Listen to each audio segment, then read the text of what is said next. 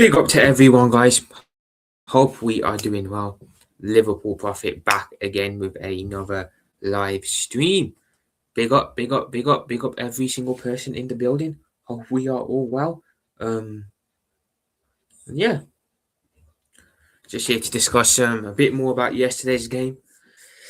Discussing a little bit on Liverpool's win, where it could mean, well, where it could lead to us going forward, and we'll discuss a little bit about the game coming up midweek, obviously the Champions League fixture, and of course then we have a league game again next weekend as well. So yeah, big up to every single person. Hopefully there's no issues. Hopefully you can all hear me fine and everything. But yeah, big up, big up, big up. I can't lie. Yesterday was a relatively comfortable evening for Liverpool. Wolves didn't really trouble us as much as I thought they would. I thought Wolves would have a bit more fight in them, if I'm being totally honest about it. They didn't have no fight in them, to be fair. I think the league game took a lot out of Wolves' overall performance, if I'm being honest. I think they gave a lot in that league game against us on Tuesday night, and I think they kind of had very little for yesterday's game. They were brilliant against us in the league, let's be honest. Very, very good, put in a very solid performance, deservedly won the game as well. But yesterday, I've got to be honest, they looked a bit more tired, lethargic. Overall, they just looked off it, if I'm being honest. They look incredibly, incredibly off it.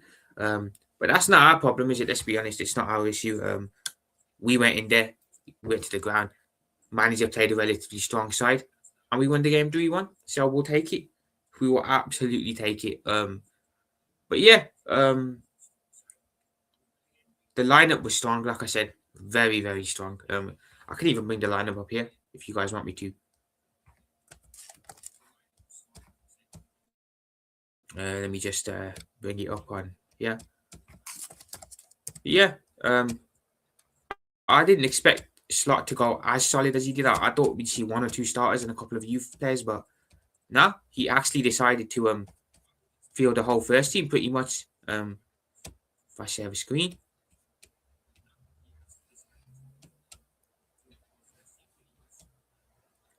You guys should be able to see that if I click onto that there. So as you can see, the stats from the game, obviously Liverpool opened the scoring with Andrew Robertson in the 51st minute. Then literally a couple minutes later, Mohamed Salah makes it 2-0 from an Andrew Robertson assist. We then make it 3-0, and then of course Hwang Hee-chan for Wolverhampton Wanderers pulls one back at the end.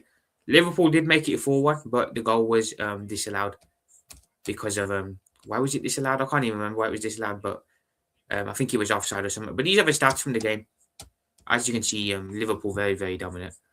Very, very dominant. More dominant than I would have expected us to be. So 19 shots to their 5. Cleared them there. 10 shots to their 3 on target, which again, we cleared them there. We had 66% of the ball to their 34%. Just overall dominant. There was no trouble at all for Wolves. 11 corner. They didn't have a single corner all game. That's crazy. They didn't have a single corner all game. Just complete domination from Liverpool. Complete domination. I think Wolves played a pretty strong side as well. I don't know who they played exactly. I didn't check their lineup because I don't know their players. But the only change that I really noticed in the Wolves team was the goalkeeper. They took their Jose Sa, I believe it is his name. He was taken out, and this new Sam Johnston, I think it is, was brought in. So that's the only change what I noticed that they made. Other than that, they went relatively strong. I think it was give or take the same team that they played last week against not last week, in the midweek game against us.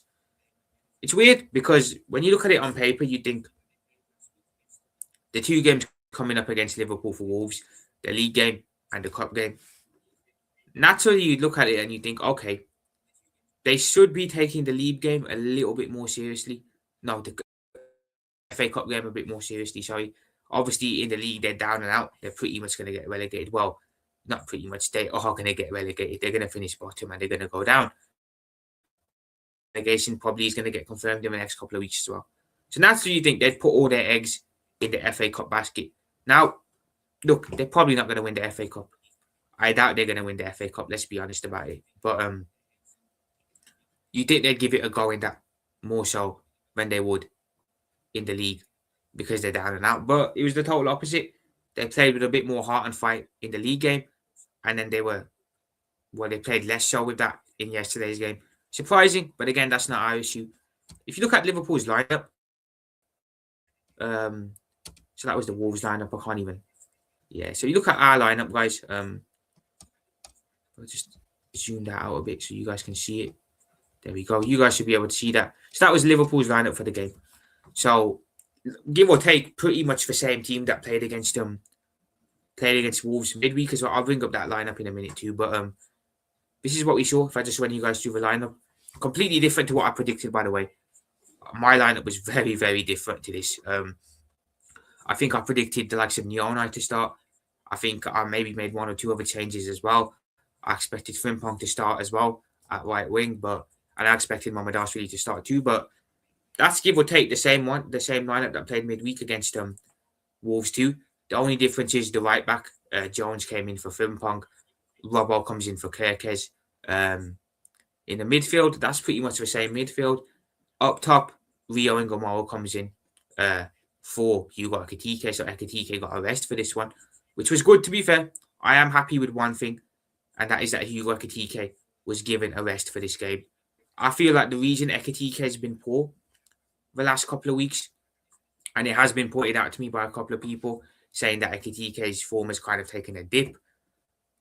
I feel he's just been running to the ground. He's been playing a lot of football this season. Well, he was playing a lot at the beginning, and ever since Isak got injured, he's been kind of forced to play week in, week out as the striker, which again can't be good for him because again we have two very good strikers and we want to be able to rotate them more, maybe even play them together. Who knows? But Ekitike, due to Isak's injury, can't get a rest. He can't. He's got to play week in, week out.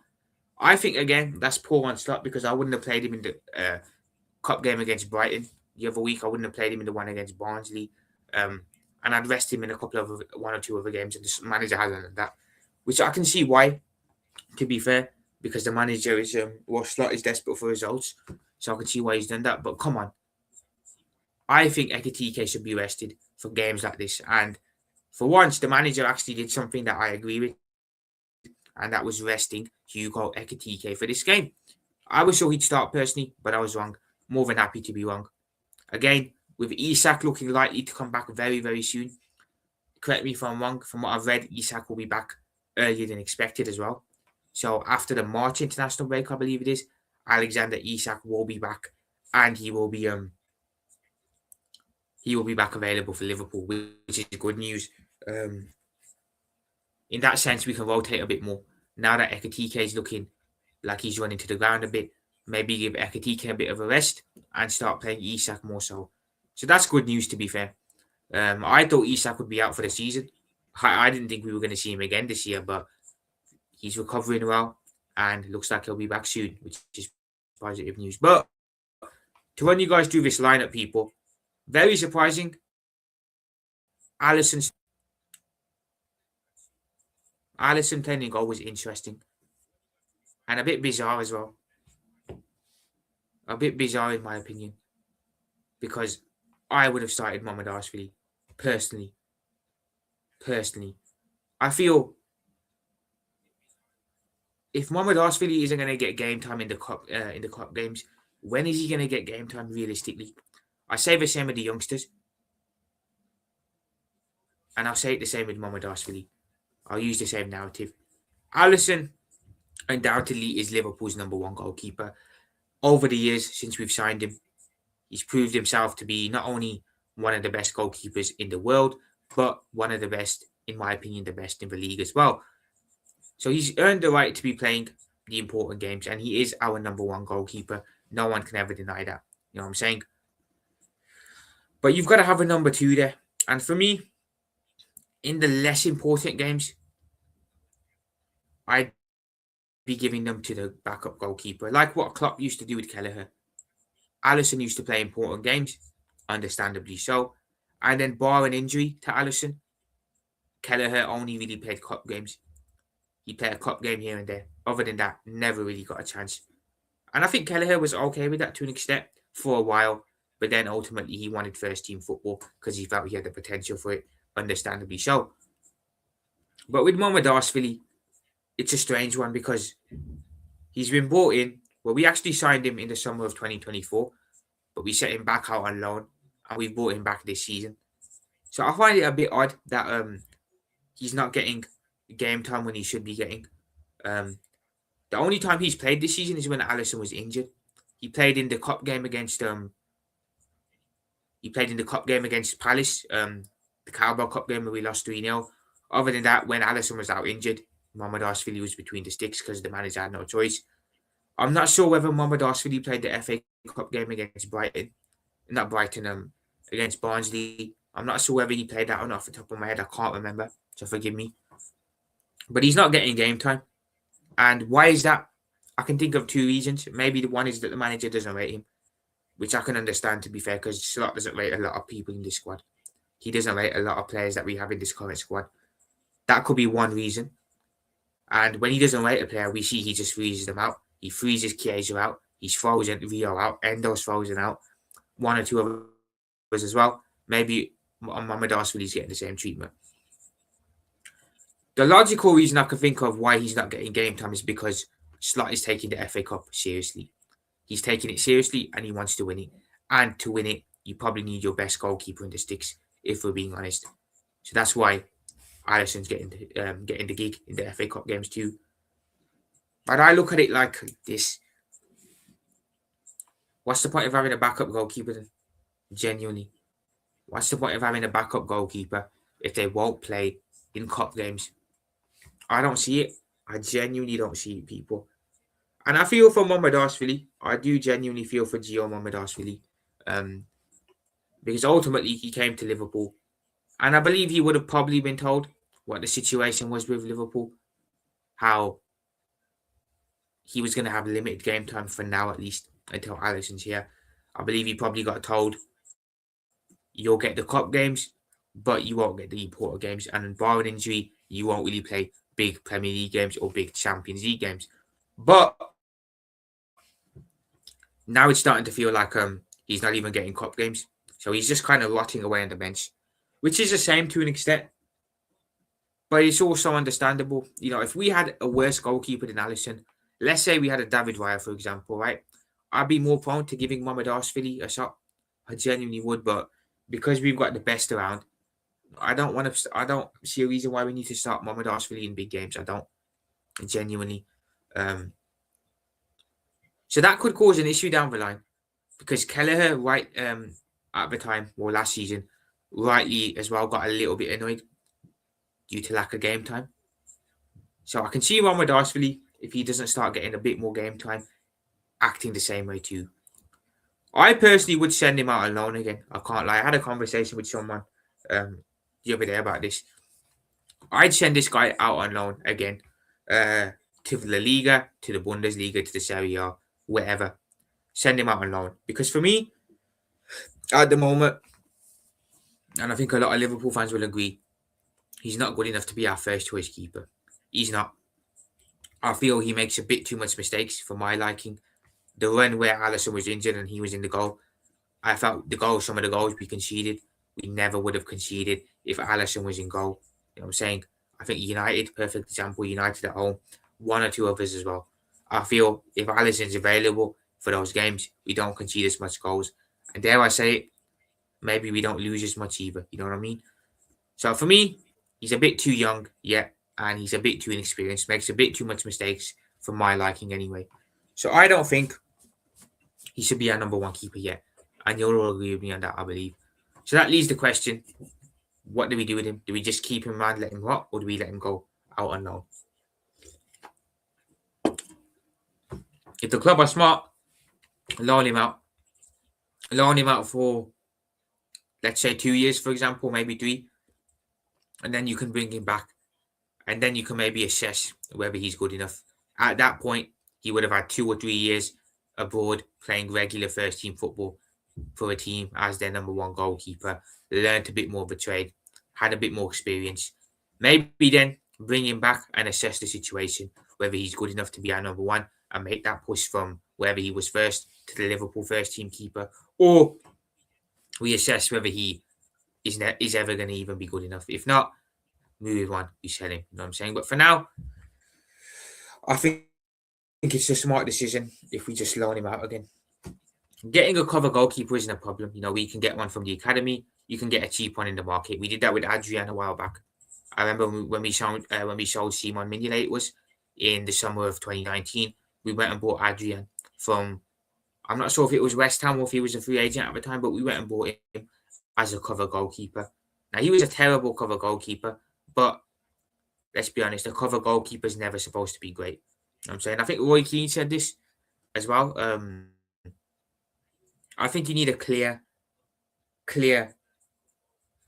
Sorry, I've just had to email people. Apologies. I think you need a clear number one goalkeeper at your club. Roy Keane said it perfectly as well.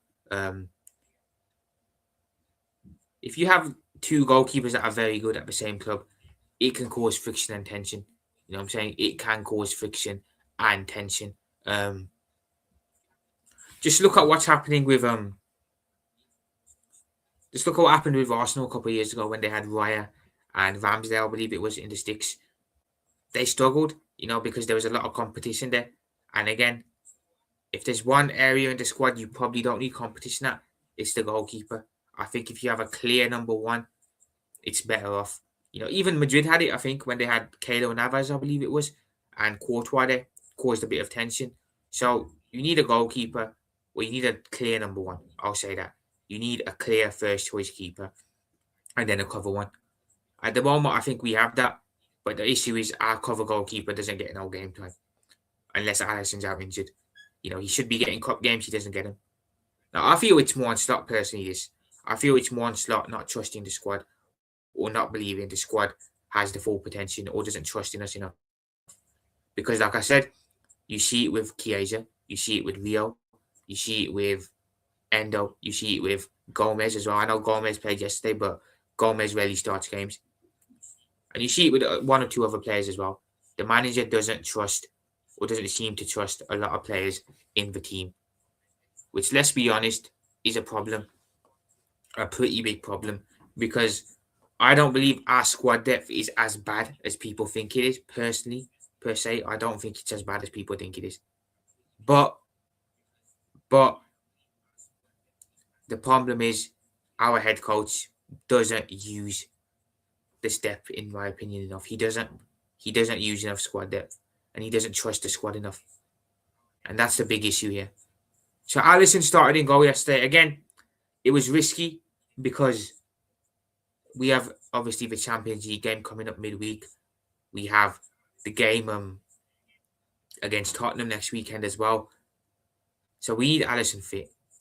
And I think it was a risk playing Ali in yesterday's game and running the risk of him getting injured. Now, thank God, touch wood, nothing happened. But you know what I mean. Ali could easily have picked up a knock there, and we could have been in trouble. We could have been in trouble because then we would have had him missing for the Galatasaray game midweek and the game next weekend against Tottenham as well.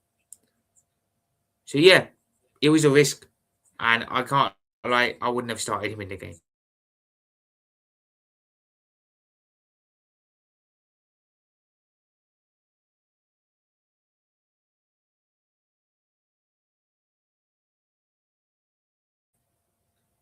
Apologies, people. Apologies for that. Don't know what happened there.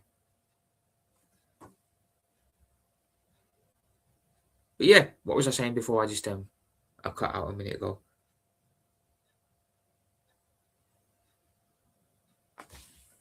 Oh my god. Oh, apologies, everyone.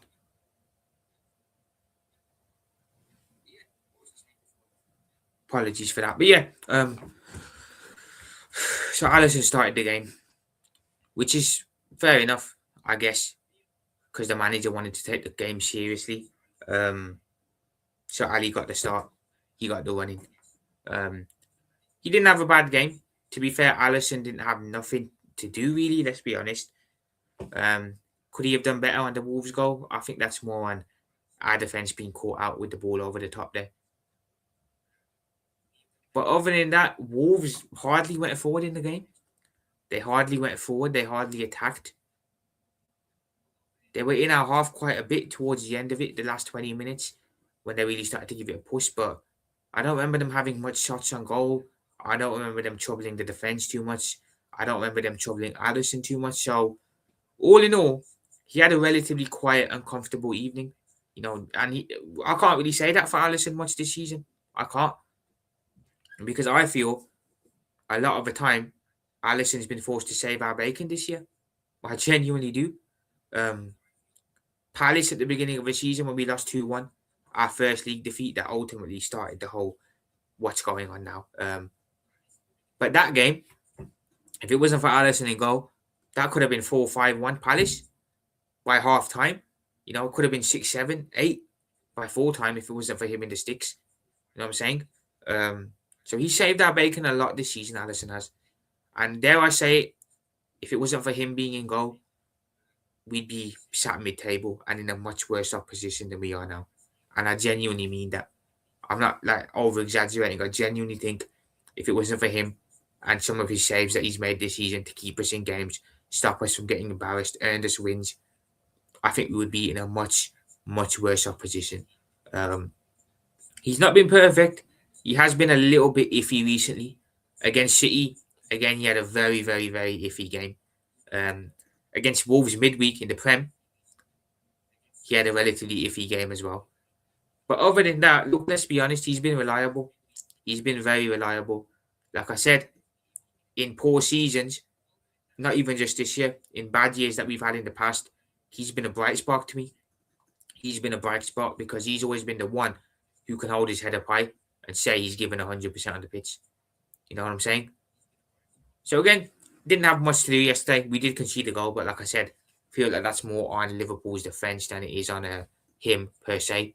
So yeah, that happens. Elsewhere in the team, so Curtis Jones played at right back for this game. Interesting. In my predicted, who did I put in my predicted lineup at right back? I believe I am. Who did I? I can't even remember who. I believe I went with Gomez. I went with Gomez at right back for this game, and I went with Virgil and Ibu as the centre back pairing. The manager, of course, decided to play Jones at right back, and he went with Van Dijk and Gomez as the centre back pairing. Okay. Again, in an ideal world, Calvin Ramsey would have gotten a start here. It being a cup game, we know historically managers rotate a lot heavily in cup games. We know that, don't we? So, in an ideal world, Calvin Ramsey would have gotten a start here, but we don't live in an ideal world. And the manager, of course, again, another player that he doesn't seem to trust, another player that he has frozen out, is Calvin Ramsey. So Calvin Ramsey again, poor kid can't catch a break, can't get a game. And I feel for him. It definitely comes across as Slot would rather play experienced players in the cup game. In cup games as well, sorry. I feel bad for a lot of players in the team. I genuinely do. Because damn well if Jurgen was still here, they'd be getting a lot more game time. A lot more game time.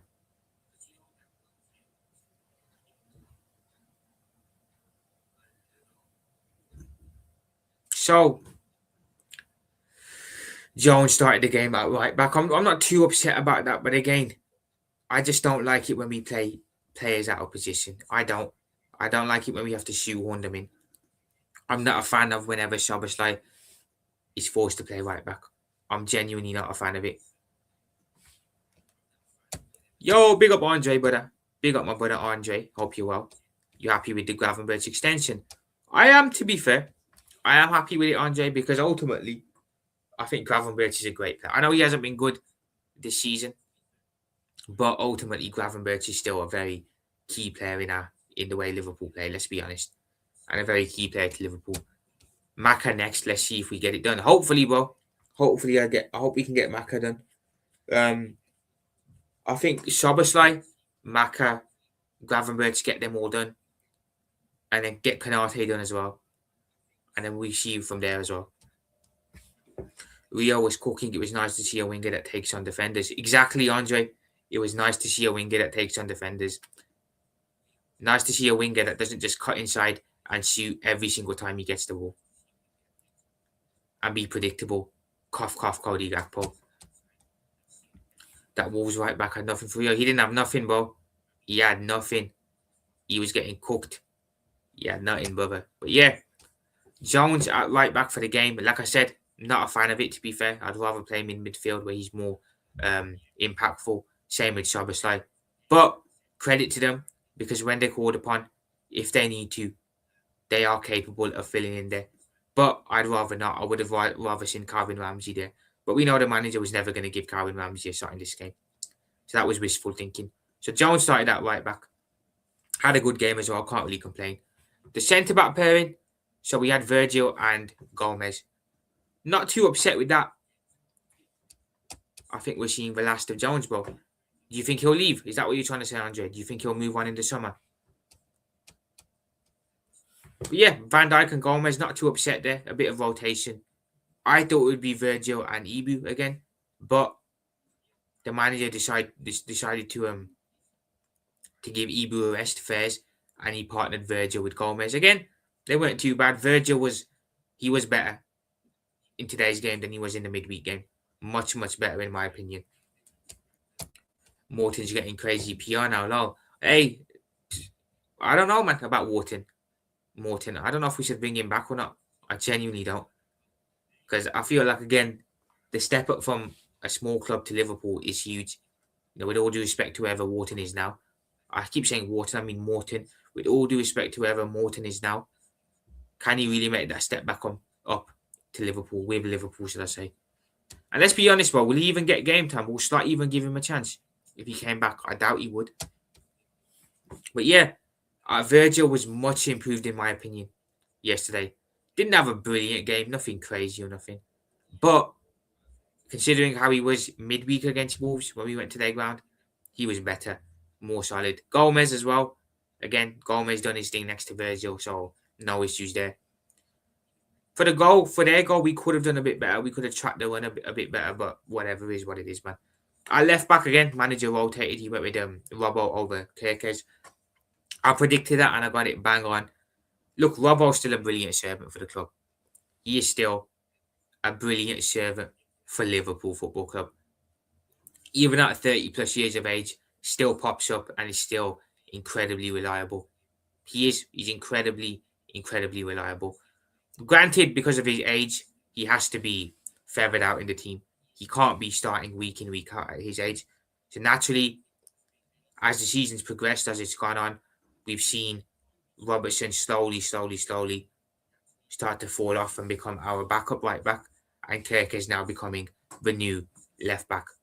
Kirk has, again, been much improved recently. Since the turn of the year, I think he's been very good. Bar the Bournemouth game where we lost. Robbo, again, he's been reliable this season. I think he's another player that can leave with his head held up high most of the time because he gives everything. But again, age is a problem with Robbo. But still, yesterday, I thought he was great. Got himself a goal. Took a risk. He took a risk and he shot and he scored. That wouldn't happen usually. You know, so fair play to Robbo for taking a shot, being brave. Because most of the players in our team just played around on the edge of the box. It goes to Frimpong, it'll go to Szoboszlai, to McAllister, back to Van Dijk, and it will end up all the way back with Alisson. Robbo took a risk, took a shot, and it resulted in a goal. Like I said yesterday in the watch long, and I said it in my match reaction as well. You take a risk with a shot, you never know. You could end up scoring. And he ended up scoring. So big up to Robbo. Put us 1-0 up. And then, literally 2 minutes later, he ends up getting an assist for the Mohamed Salah goal. So he goes on a good run, puts the ball in, and Salah pretty much has an open net to tap it into. Salah was a weird one yesterday, I'll be honest. He was a very weird one because do I think he had a brilliant game? No, of course not. But do I think he had a bad game? No. So it's a weird one. I'm not going to sit here and overhype Mohamed Salah because I don't think he was brilliant. But again, I don't think he was bad either. Yo, big up Abdul, man. Big up yourself, Abdul. Blessings and greetings. How are you? I'm good, mate. Hope you are doing well as well. Big up yourself. Let's see who will face in the next round of the FA Cup. The quarterfinals are against Galatasaray and Spurs. We need to keep winning games. 100%, Abdul. We've got a big week coming up in Europe and in the league. Going away to Galatasaray for the first leg. Want to get a good result there. And then, of course, Tottenham in the league next weekend, next Sunday. A must-win game as well. We need to bounce back from the league defeat against Wolves. So I agree. We need to keep winning games. And at this point, for me, look, I've accepted that Slot is going to be here for the rest of the season.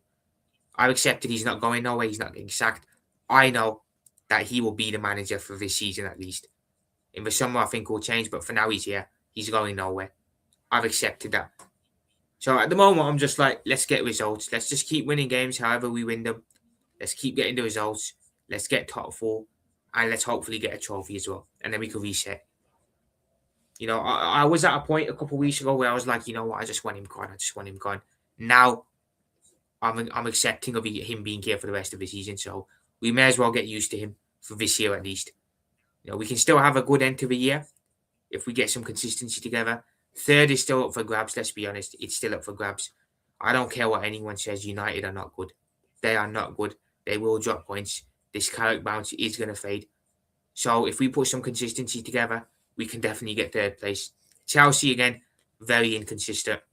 Villa are in free fall at the moment. They're falling off. So third place is there for Liverpool. It's a big if we get the consistency going. I take it with a grain of salt because it's League One. He does look good though. Yeah, I agree, bro. Wharton does look good, but again, like you said there, it's the League One and it's a different league. And it's at a lower club. I'm nervous for the Galatasaray game. I am nervous for that too, Andre. I'll be honest, I'm nervous for the Gala game. I think we're in a better position playing them this time around than we were last time around. I think when we played them last, was it at the beginning of the season, if I'm correct? If I'm correct, it was the beginning of the season when we played them last time around. And we were in a bad way. We just lost to Palace, and that was when we were really, really struggling for wins and for momentum. Now, this time around, look, we're still not great, but we are in a better reign of form. You know what I'm saying? But I'm still not confident because we're still not playing great, like you said. We're not in form facts. We're still not playing great. But if we can get a point away from home against them, if we can go to theirs, get a point, take it back to Anfield, I'm confident we can do them at Anfield. But I don't want to if we lose that first leg, it's going to be tough because they'll come Anfield and make it hard. So for me, it's all about getting a good result in the game against them on Tuesday away from home. Because we know the away leg is hard. It's the hard one. And the away leg is the one you want to play first, ideally, not away from home. So we've got the first one away. So get a point, take it back to Anfield. Just don't lose that game. Do not lose it. But it's going to be tough. It was tough when we played them early on in the season. It was tough then as well. Their fans were up for it. The atmosphere was hostile and our players kind of crumbled. Let's hope we learn from it and we're a bit more mentally on it for this time. For this game. Coming up, pardon. Head coach Arne Slot needs to improve his game management during matches, get wins and implement these changes in practice. I'm confused by his system, style of play and favouritism. I am indeed. I think you said it's spot on there, Abdul. You said it's spot on there. Needs to improve his game management. Spot on. Get wins. Spot on. Implement changes in practice. Spot on, brother. Spot on. I don't understand what his system is. I genuinely don't understand what his system is. I don't know what his style of play is because it looks to me like it's possession-based build-up nonsense and I don't like it. It doesn't suit us. And favouritism as well. Favouritism to the likes of Gakpo, to the likes of Salah, to other players in the team, and then blatant disrespect to the likes of Chiesa, Rio, Endo. Who else do we have? There's someone else I'm forgetting. Gomez. Facts, Abdul. We need to sack him into summer and put a new head coach. I think we will. But then again, if you ask me now, I'm 70% sure Slot gets sacked in the summer and 30% sure he stays. So I'm more thinking he goes, then he stays. But I wouldn't put it past our sporting directors to still try and be stubborn. But I think it works in everyone's best interest, because if he stays next year, it's going to get toxic because most of the fan base want him gone. So they need to just do the right thing, part ways in the summer, and bring in a new head coach. That's what they need to do. Because I don't think we'll win the Champions League. And again, I think the FA Cup's 50-50, whether we win that or not. I do think we'll get top 5, but top 5 shouldn't be enough to save his job with how the season's gone. So yeah, I hope we do sack him in the summer. And I think we will, fingers crossed. A draw or win in Turkey will be tough. Next round, Chelsea, PSG will be challenging. Yeah, we haven't got an easy one. We're on the hard side of a draw as well. So I think the winner will come from our side of the bracket. So Madrid, City, Bayern, Liverpool, Chelsea, PSG. I think the winner will come from our side. The other side is the easier games, like Spurs, Atletico, Barcelona, Newcastle. Who else?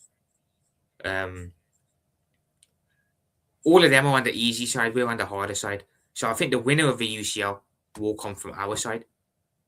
But like you said there, a draw win in Turkey will be tough. Incredibly tough. Incredibly tough. Chelsea or PSG in the next round will be challenged.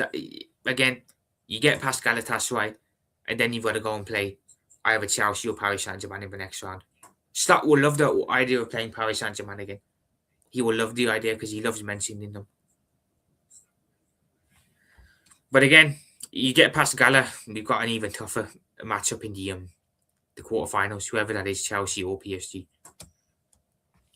I'm pissed off losing to Brentford, Bournemouth, Manchester United, Palace, Forest, Wolves, Galatasaray, PSV. We shouldn't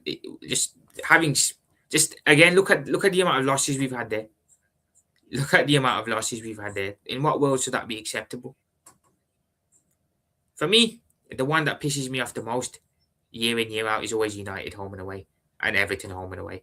I can take a loss against Brentford, Bournemouth, Palace 3 times this season, by the way, yes. The Community Shield, League game, and the Carabao Cup game. Forest, Wolves, Galatasaray, PSV. It's mad. It's genuinely mad, the amount of games you've lost this season to lower level sides. I'm baffled by our draws against Leeds twice, Burnley, Fulham, and Sunderland. Yet, having not beaten a newly promoted side this season, except for Sunderland away and Burnley away, is terrible. You know what I'm saying?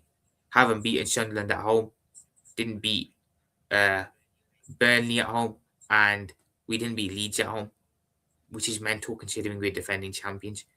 The Fulham game as well, mad, because again, Fulham were in a good reign. Fulham were not in a good reign of form when we played them, and we went there and we didn't win, which was shocking.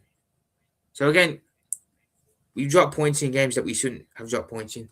It's mad because the games that I predicted us to lose this season, games where I thought we'd get absolutely smashed in, we went and got good results in them. You know what I'm saying? I thought we'd get absolutely obliterated against Inter Milan away from home at the San Siro, but we put in a decent performance and won 1-0. I thought we were going to get obliterated against Arsenal in the league away from home at the Emirates, but we went and put in a good performance against them, got a 0-0 draw. It wasn't amazing because at the end of the day it was 0-0, but you know what I'm saying.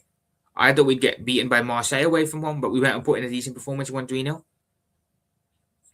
So it's weird how the games where I've expected or had very little expectation going into, we ended up going and getting a good result in them. And the games that we expect to win, the Fulham games, Burnley games, Sunderland games, Leeds games, Burnley games, Palace games, Forest games, Wolves, these are the games that we drop points in. It's very odd. We can't let them get momentum from that home game. We can't. Because if they win that home game on Tuesday, and then we have to go back to Anfield chasing the game, it will be a problem. It will be a big, big issue. So let's just get a good result in that first leg away from home. I'll take a draw right now. I'll take a draw because I trust us at home against them.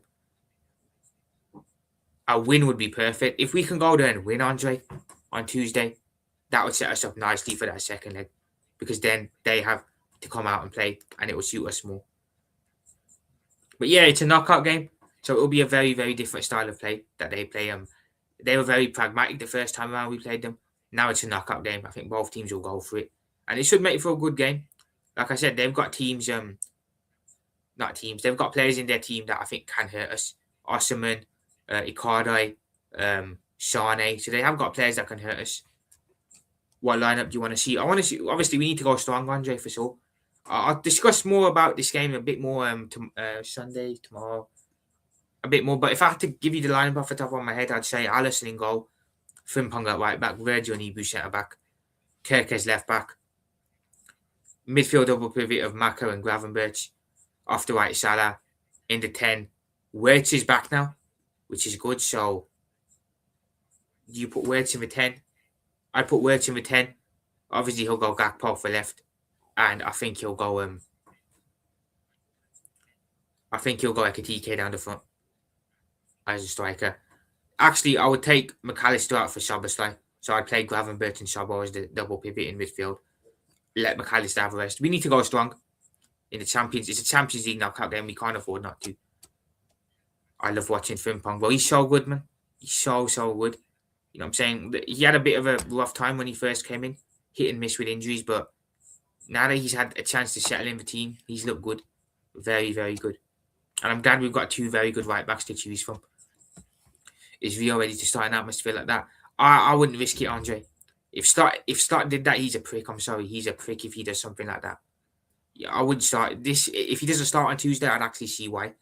You don't want to throw a kid into a hostile atmosphere like that. You just don't want to do it. So I would start Gakpo for this one. We need to use Gakpo up top to rest Ekitike for important games and rotation. Spot on. But for the rest of this team here, obviously the midfield was how I expected to be. Up top was how I expected it to be. So again, we won the game 3-1 with ease, and yeah, at least it takes us into the game against Galatasaray on the back of a win and with some decent momentum, I suppose. We need to use Gakpo up top to rest Ekitike for important games and rotation. 100%. I hear that. Gakpo up top though could be a bit of an issue. It could be a bit of a problem because he's hardly impactful off the wing. So I have doubts about how impactful he could be up top as the striker. But I get it on Ekitike being rested for important games and rotation. The good news is though, Abdul, it looks like Isak will be back after the international break. So Alexander Isak after the March break should be back with Liverpool, which again will be a good thing because I think with Ekitike, I said it earlier and I'll say it again. I think the reason he's kind of had a bit of a dip recently is because he's having to play week in, week out. You know, we can't rotate him with Isak because Isak's out. So as much as people are getting onto Isak, we are missing him now because you're now seeing Ekitike being run into the ground week in, week out and struggling a bit. So the sooner Isak gets back for me, the better because then we can start to rotate our strikers again. You know what I'm saying? And then maybe Ekitike can get a little bit more of a rest. But I agree. I'd actually use Chiesa up top. Call me mad. I would play Federico Chiesa up top. I'd go Salah right. I'd go Gakpo left and I'd put Chiesa up top. Chiesa is versatile. He can play off the right. He can play up top as a fake 9. And he can play off the left as well. He's a very versatile player. He can play in all three positions up top. And I'm surprised. I don't know if Slot doesn't see that or if he does see it and he just doesn't want to use him at all. You know what I'm saying? Like I said, I understand using or not wanting to play Chiesa over Mohamed Salah because of who Mohamed Salah is. That's understandable. What I don't get is not giving him a chance over Gakpo. You know what I'm saying? That's what I don't understand. Rio needs to start and utilise him on the wing. He can go past players and look impressive. Yes, I agree, Abdul. I think for me, one thing with Rio that I noticed yesterday, and it's not really a criticism, it's just a bit of advice I'd give him, is I think he needs to be a bit braver at times. There were times yesterday where he was in good positions to take on players and take shots, and I feel he was a little bit scared too, and he went back, and he ended up in us recycling the ball all over again. I feel with him just a bit more bravery in certain moments, you know what I'm saying? A bit more bravery in certain moments. But I'm baffled he hasn't gotten more game time. You scored a winner in a league game at St. James's Park and you just get shunned. It's mental. It's genuinely mental that you can score away at St. James's in a league game, get Liverpool the winner, and just not have a chance all season after that. You know what I'm saying? In the league, mental. But I can see why you say start him, Abdul. I can see why you're saying you'd start him. I can see why. But again, as good as Rio is, he's still very young and he's still got a lot of maturing and nurturing to do. And you draw him into a game like Galatasaray away in an atmosphere that's going to be hostile. We learned that the first time around. It's going to be hostile on and off the pitch. Off the pitch, they were doing up crazy behaviour too. They were outside the team's hotel where we were staying, and they were letting off fireworks, trying to intimidate our players. Just trying to, they were just trying anything to get into our heads, and it worked. It did work. Let's be honest, it did work because the team showed up on the night when we played them, lost 1-0, and we looked completely all over the place. I wouldn't want to put Rio in an environment like that, especially with his age. And I think I hope the manager is smart enough to not do that as well. You know what I'm saying? If you want to bring him on as a sub, cool, that's fine. But to start him, I don't know.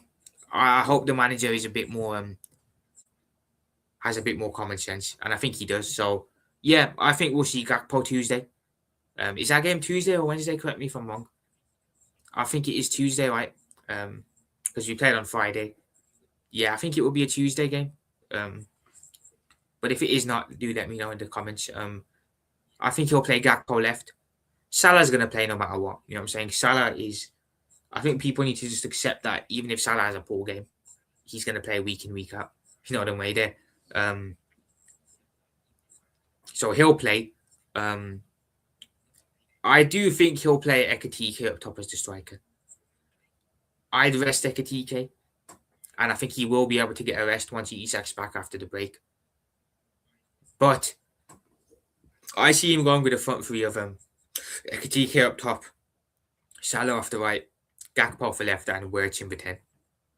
And then I'd like him to play Szoboszlai and Gravenberch behind as the double pivot, but I think he'll go with Maka instead of Gravenberch. Instead of Szoboszlai. Midfield needs to be more tougher, physically and aggressive. Yes, the midfield got bullied last time out against Galatasaray. Got absolutely bullied.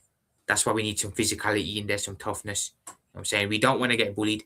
You know, I know we're going to their ground, but let's not let them have their way at their ground. You know what I'm saying? Let's make it hard for them. Let's put our stamp down on the game early on, you know, making it known that we're not going to get bullied or intimidated, which is what I think happened last time. I think we genuinely went there and got intimidated, and that's why we lost. Abdul Prophet, what's the most you play for Diomande, guys? I don't know, you know, Andre. I genuinely don't know how much I'd pay for him. He's a good talent, but again, you don't want to overpay because, you know, you see what happens with players when you overpay, they end up selling you a dream. How much would you pay, Andre? How much would you say? And Abdul, of course, how much would you say as well? But yeah, like I said, get a good result in the first leg. Get a good result in the first leg. Let's take it back to Anfield. And then at Anfield, let's deal with them. Because at Anfield, look, we say what we want about their ground. It's a very tough ground.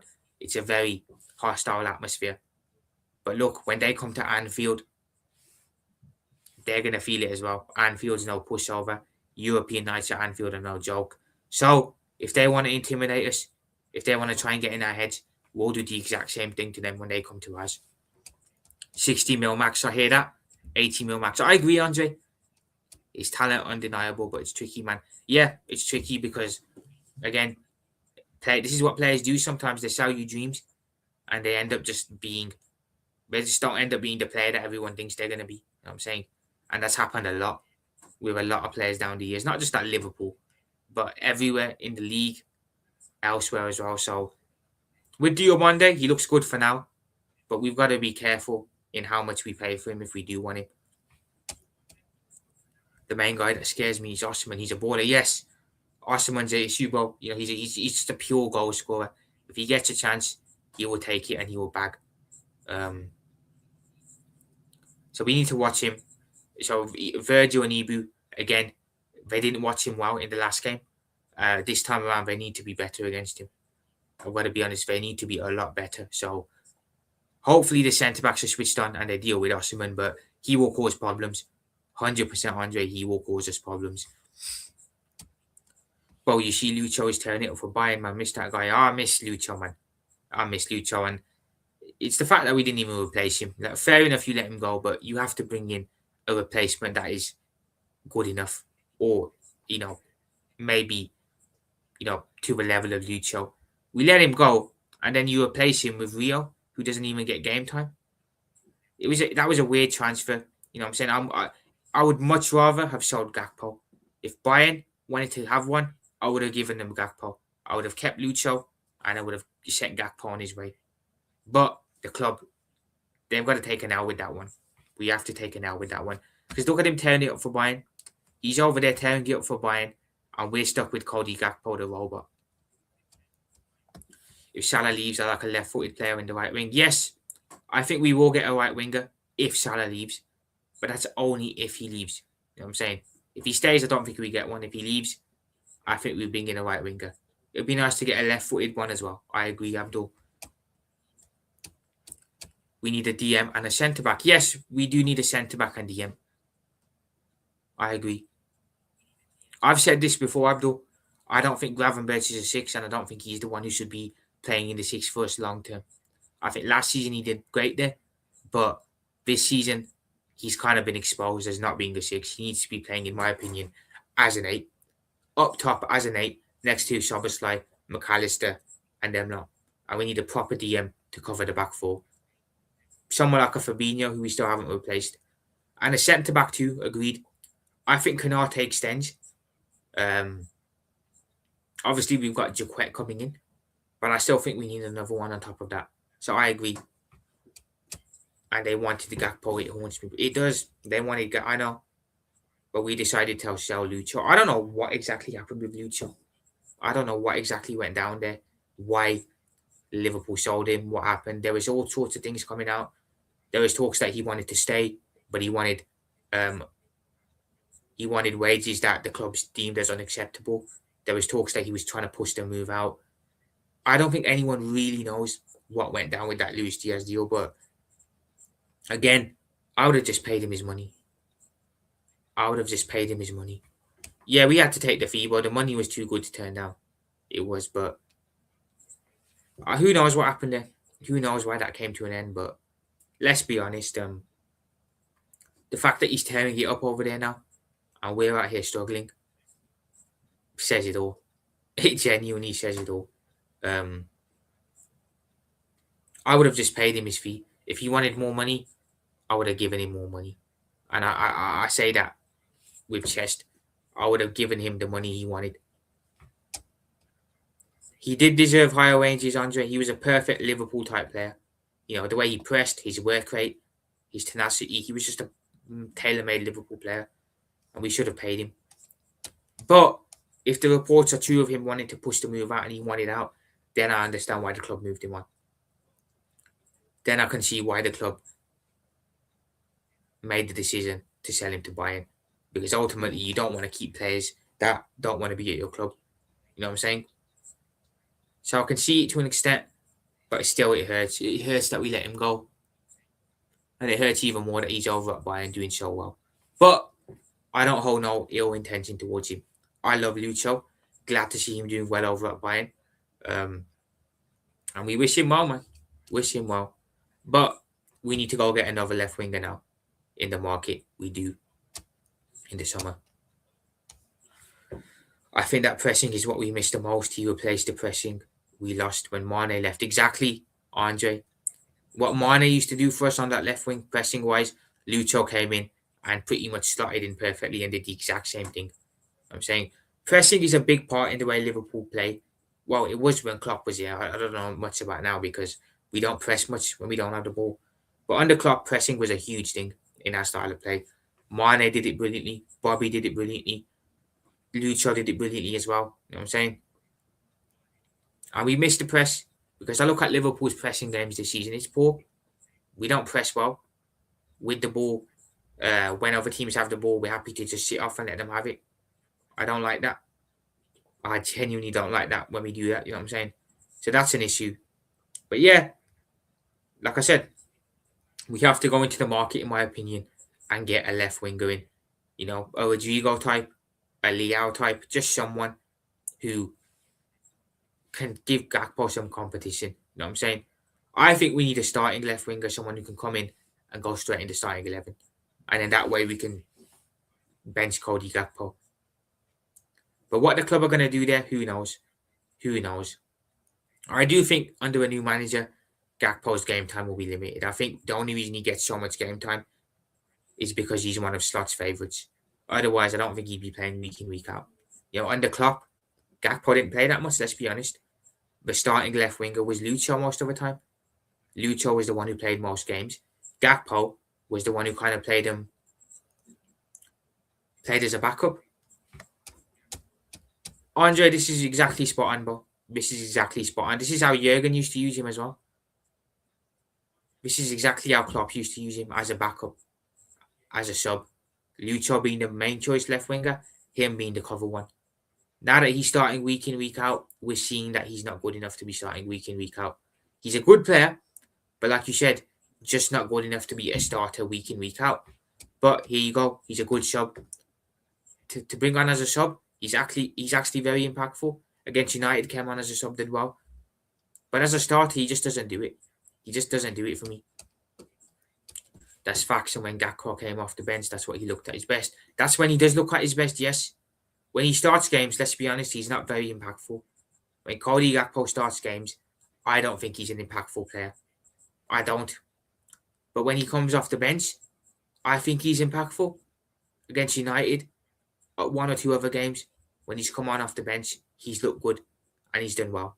So next season, I wouldn't get rid of Gakpo, I'd keep him because he is a useful player to have around. But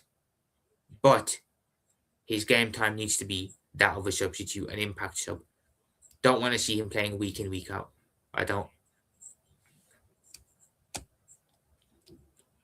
I'm not going to lie, when Gakpo started doing good off the bench, I wanted him to start, but look at me now. Yeah, to be fair, I hear it. Andre, to an extent. I do hear it, but now that he's had a chance in the first team, starting week in, week out, he's not been good. And I'm astonished that Slot doesn't see this. Either Slot sees it and he just doesn't want to admit Gakpo's not good enough, or he genuinely isn't seeing what we're seeing. Who knows? Who knows what goes through Slot's head, man? I don't even try and think what he think. I don't even try and think about what goes on in his brain, because it's so obvious what Liverpool need to do to improve. It's so obvious what players need to be dropped in the team and what players need to be starting. But he just doesn't seem to realise it. But yeah, under a new manager, I've got no doubt that Gakpo's game time will become limited. I think the only reason he starts now is because he's one of Arne Slot's favourites. You bring in a Xabi Alonso, instantly I think Gakpo loses credibility. But keep him as a sub, of course, and have him as being an impact player, because that way I actually think he's relatively useful. You know what I'm saying? But yeah, the Galatasaray game, I'll say what I've always said. Get a good result away from home, take them back to Anfield, and then put them to the sword at Anfield. We've been good in Europe. So if you want to take any positivity from Liverpool, it's the fact that we've been good in Europe, bar the PSV Eindhoven game and the Galatasaray game, of course, as well. Other than that, we've done well. Beaten Inter, beaten Madrid, both Madrid sides, beaten Marseille. So we've been good. That's a positive. We do seem to save our best football for the Champions League games. I wish Klopp had the same financial backing starts getting. Oh man, could you imagine Jurgen Klopp with this Liverpool team currently? We'd be walking the league. You know, the football he'd have us playing as well, the heavy metal rock and roll. This squad we have now is tailor-made for Klopp's style of play. It genuinely is. He'd have us balling out, and we'd be walking the league. We'd be 20 plus points clear. We would genuinely be 20 plus points clear at the moment. What could be, man? Exactly, they gave my man Carvalho. They give this clown Slot all this money on Wirtz, Isak, Frimpong, Ekitike. And with Jurgen, they were giving him scraps. It's mad. It's crazy, because it just goes to show you how good of a coach Jurgen was. The fact that he didn't need money to succeed. You know what I'm saying? The fact that he didn't need 400 plus million money in a summer. or peas in the summer to spend to have a team competing at the highest level. He didn't need that. Where even is Carvalho playing now? I believe he's at. I believe he's at.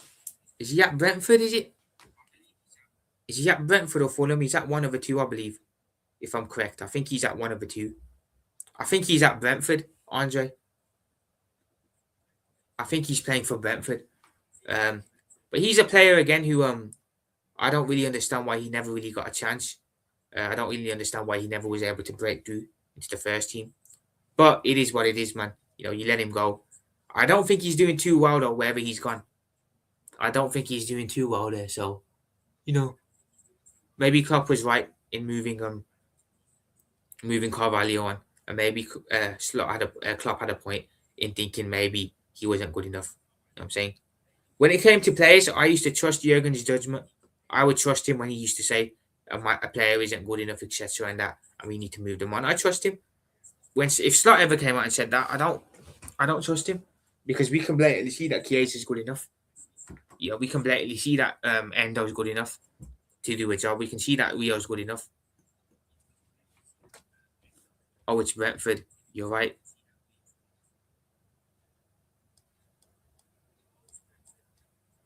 Yeah, I think he is at Brentford, Andre. Yo, big up to AFC always, man. Big up yourself, AFC always. Profit, big up. That was not good enough. We got the Carabao Cup final in 2 weeks. Certain players ain't making their names on the first 11. Oh, yeah, Arsenal played today, didn't they? Who was it that played? Macclesfield. I think they won 2-1. You won 2-1. Did you pick up injuries or something? AFC always. Have you picked up any injuries ahead of that final? But yeah, man, I can't lie. 2-1 against Macclesfield is crazy. It should have been a lot more. You think Arteta gets it done, Profit? I think he will. But I don't think he'll get it done because he's amazing. I think he'll get it done because Pep just doesn't seem interested. Pep doesn't seem to care. Slot does. City players don't care, and I think Arsenal and Arteta will be a little bit more consistent than Pep and City, and I think that's why they get it done. And yeah, I do think they win the league, Andre, and then I think they're in for a rough ride because I think they're in for another 3 or 4 years of Arteta being around. Honestly, has been found out and exposed. I'm not going to disagree with you there, Abdul. I'm not going to disagree with you there. Even if he wins trophies this season, some of these players need selling in the summer. Yeah, I agree. Rail Mansfield. Yeah, that's mad. Yeah, Arsenal probably do need a squad overhaul, but let's be honest, the Arsenal's owners ambitious like that. You know what I'm saying? I think they do as well. Yeah, and then look, they're not going to get rid of their manager if they win the league. They're not going to get rid of him. I speak as a rival, so correct me if I'm wrong, Arsenal fans, but I seriously doubt they'll sack him if they win a league title. You know what I'm saying? There's only one club in the world football that would do that, and that's Madrid.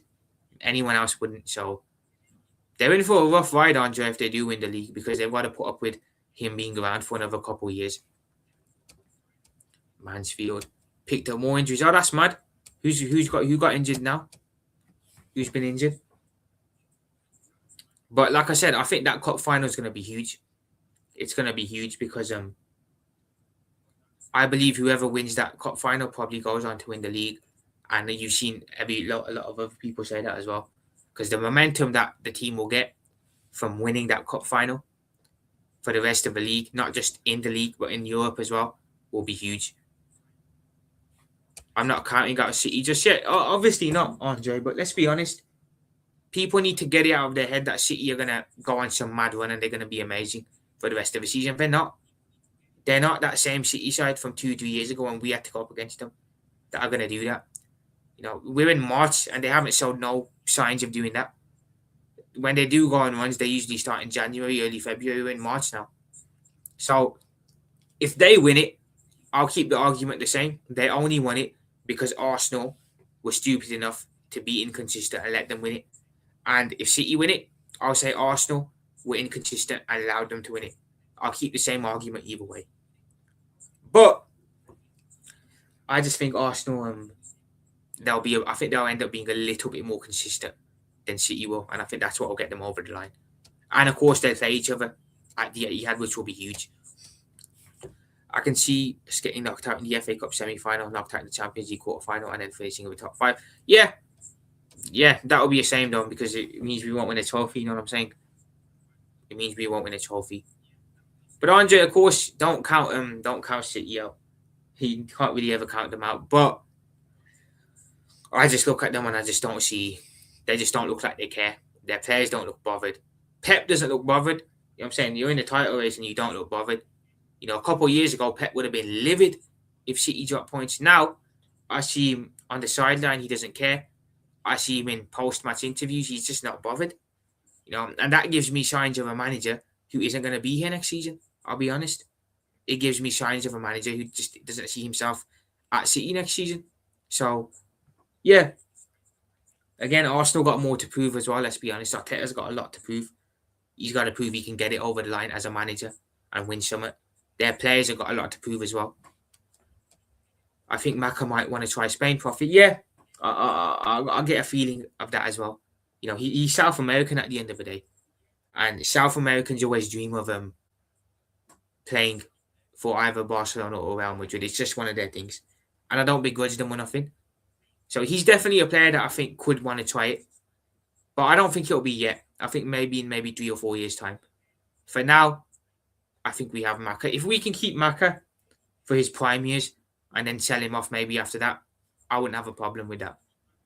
But I agree, Andre. I do get the sense that maybe he'd want to try Madrid or Barcelona down the line.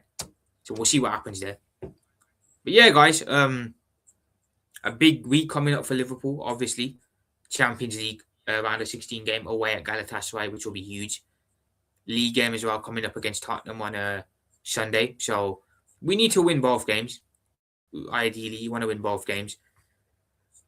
Need to bounce back in the league after losing to Wolves. And we need to get the win against Galatasaray, ideally, in the Champions League round of 16 as well. Win that first leg, we can take it back to Anfield and relax a bit more again. And then the Spurs game as well at the weekend as well. We need to win that, really. Need to be looking at getting 3 points there. I believe we've got a decent one coming up of games as well now. So like I said, let's just keep winning games. Let's just win as much as we can. You know what I'm saying?